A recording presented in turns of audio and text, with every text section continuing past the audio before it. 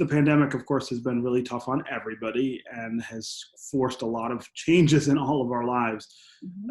But when I think about people who have other challenges, whether it's disabilities or they're veterans or they're homeless, I just imagine that those challenges grow exponentially. Talk about what has happened for people in those circumstances during the COVID-19 pandemic.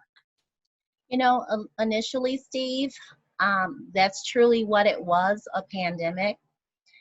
In our center, we actually stopped face-to-face contact with our consumers probably March Mhm. the 10th or 11th. And individuals were still coming in prior to that point.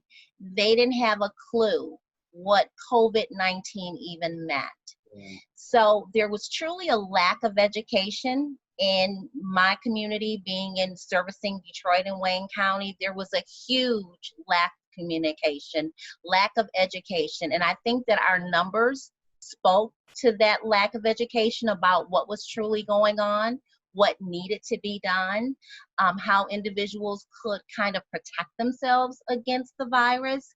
So I just feel that our community was at a true disadvantage because that education was not there, and they just didn't have a clue what we were getting ready to be hit with and what we were facing.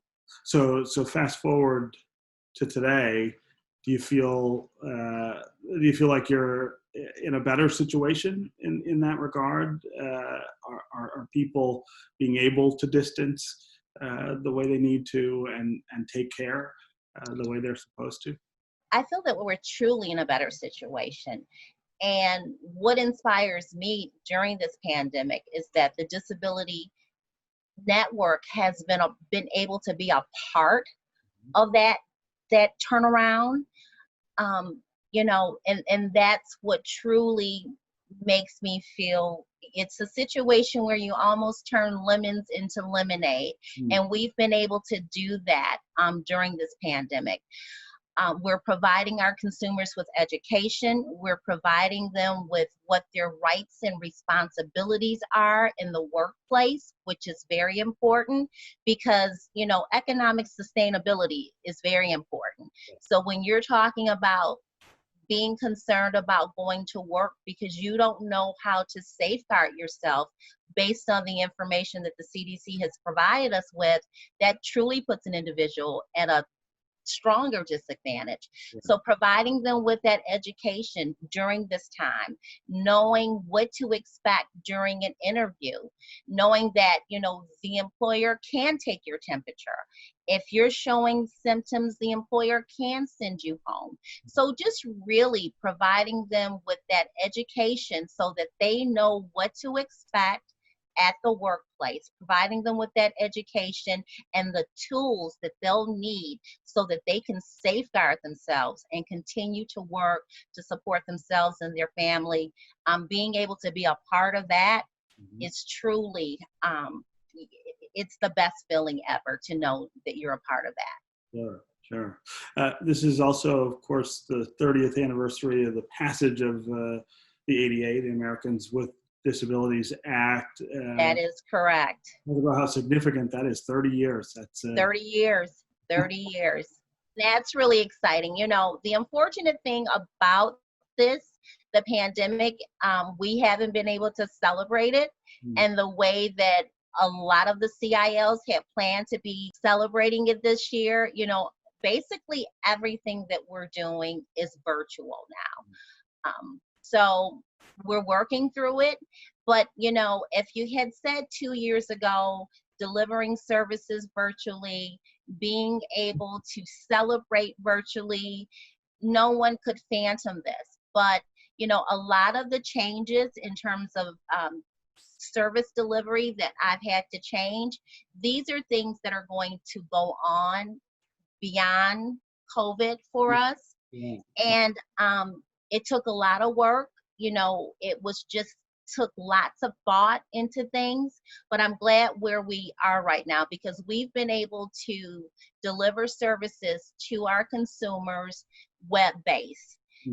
virtually, providing them with the technology that they need, whether it's an iPad, whether it's a hotspot, so that they're able to still receive services virtually and we can still meet their needs.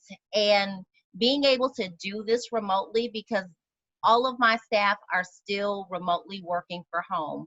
We do have specialized services that we really have to get out into the community to do. Right now we're doing food distributions, making sure that our seniors and our individuals that could not get out, because at one point, when individuals were being tested and they were being tested as positive, they weren't supposed to be going out to the grocery store or the food banks or anywhere that was providing food.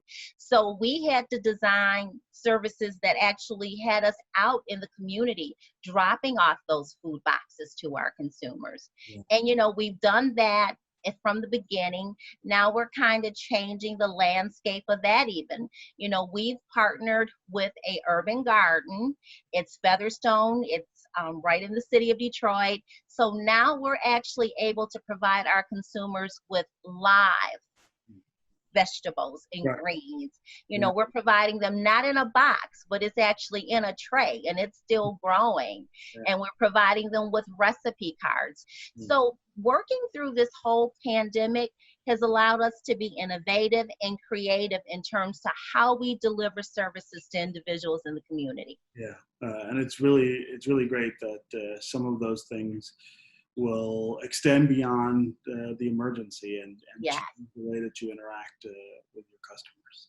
Mm-hmm. Okay, Lori Hill Sanders, was great to have you here on American Thank Black. you. Thanks very much.